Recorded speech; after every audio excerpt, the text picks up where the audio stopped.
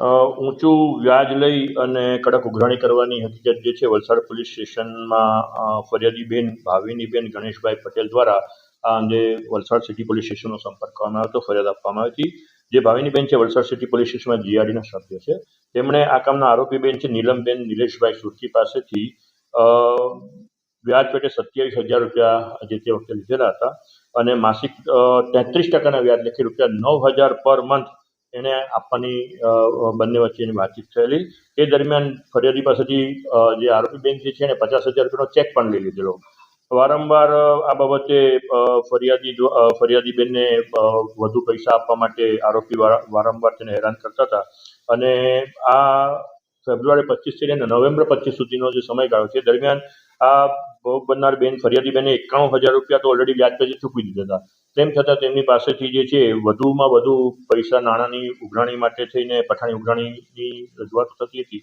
જે અનુસંધાને કંટાળીને જે બેન જે છે ફરિયાદીબેન એને વલસાડ સિટી પોલીસ સ્ટેશનનો સંપર્ક કર્યો હતો અને વલસાડ સિટી પોલીસ સ્ટેશનની અંદર નાગરિક સુરક્ષા સંહિતાની કલમો અનુસાર અને નાણાં ધીરધાર કરનારા બાબતના અધિનિયમના અનુસાર ફરિયાદ દાખલ કરવામાં આવી હતી અને આરોપીની ફરિયાદના અનુસંધાને ફરિયાદીની ફરિયાદના અનુસંધાને આરોપી બેન જે છે એની ધરપકડ કરવામાં આવી છે.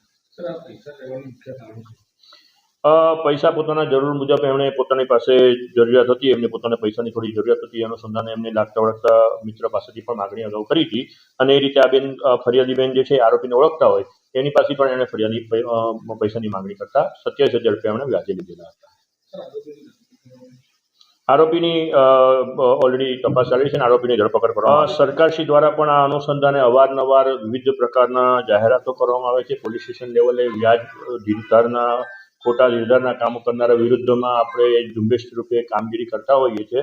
અમારા વલસાડ પોલીસ મારફતે આપને જે મીડિયા મારફતે અમારે એટલું જ કહેવાનું કે આ પ્રકારના કોઈ એવા વિષમો જે ઊંચા વ્યાજ લઈને પઠાણી ઉઘરાણી કરતા હોય અને લોકોને હેરાન કરતા હોય એવા લોકોની બિલકુલ જાતની સંકોચ કે શરમ રાખ્યા વિના કન્સર્ન પોલીસ સ્ટેશનનો સંપર્ક કરે અને પોલીસ જે છે એ જરૂર મુજબની એમના વિરુદ્ધમાં કાર્યવાહી કરી એમને ન્યાય આપવાની કોશિશ કરશે.